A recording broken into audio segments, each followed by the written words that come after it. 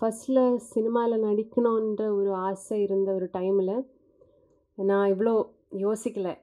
ஒரு நாள் அம்மாகிட்ட கேட்டேன், "எனக்கு சினிமால நடிக்கணும்னு ஆசை இருக்கு. என்ன பண்ணணும்?" அப்படி கேட்டேன். அப்ப அம்மா சொல்லியது என்னன்னா, "இது நம்மோட ஏரியா கிடையாது.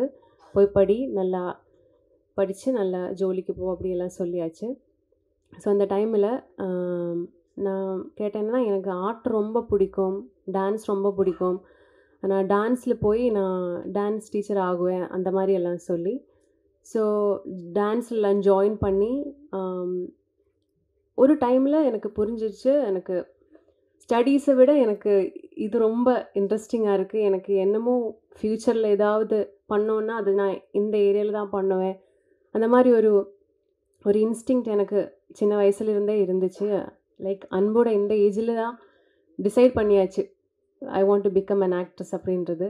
ஸோ அந்த வயசுல இருந்த அந்த குழந்தைகிட்ட இப்படி இப்போ திருப்பி பார்க்கும்போது, ஸோ மலையாளத்த விட இப்போ என்னோட டெபியூ மூவி தமிழ்ல, அதுவும் ராம் சாரோட படத்துல வர்றது ரொம்ப ஐ feel so grateful and emotional. ஏன்னா இப்போ நான் அம்மா மிஸ் பண்றேன். ஏன்னா அம்மா இப்போ இங்க இல்ல. வீட்ல இருக்கு. And sorry.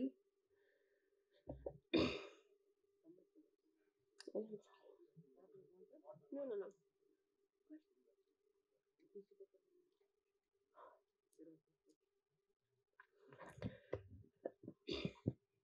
And I want to thank Nivin Satan.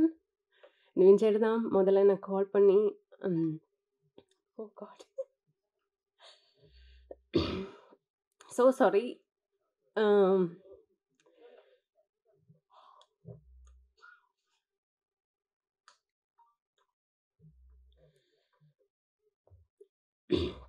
I feel so proud of myself. ஏன்னா கும்பலங்கிலிருந்து ஒரு 100 டேஸ் செலிப்ரேஷன் போகும்போது, அதே சேம் எமோஷன் தான் எனக்கு இப்போ. ஒரு டெபியூ ஆக்டரா எனக்கு இப்படி தோணல. ஏன்னா, நீங்க கொடுக்குன அன்பு எல்லாத்துக்கும் ரொம்ப ரொம்ப நன்றி. Thank you Siva sir. அவர் கூட நடிக்கும்போது எனக்கு ஒரு ஃப்ரெண்டு மாரி இருந்துச்சு சார். அண்ட் தேங்க் யூ அன்பு.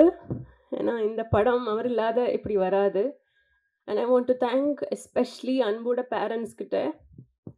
ஏன்னா அவரை பார்க்கும்போது என்னோட அப்பா அம்மாவே எனக்கு தெரியுது. Thank you so much. Thank you grace. அடுத்து நாம் பேச அழைக்கிறோம். படத்தை பார்த்து சிரித்தோம், ரசித்தோம், அழுதோம், அனைத்தோம், பறந்து போ ஒரு பாசத்தை மனதில் எல்லாருடைய மனதிலும் ஒரு சூரியகாந்தியைப் போல விதைத்துச் சென்றது. ஊரே கொண்டாடும் இப்படத்தை இயக்குனர் விமர்சகர் திரு கேபிள் சங்கர் அவர்கள் சில வார்த்தைகள் பேசுமாறு அன்புடன் அழைக்கிறோம்.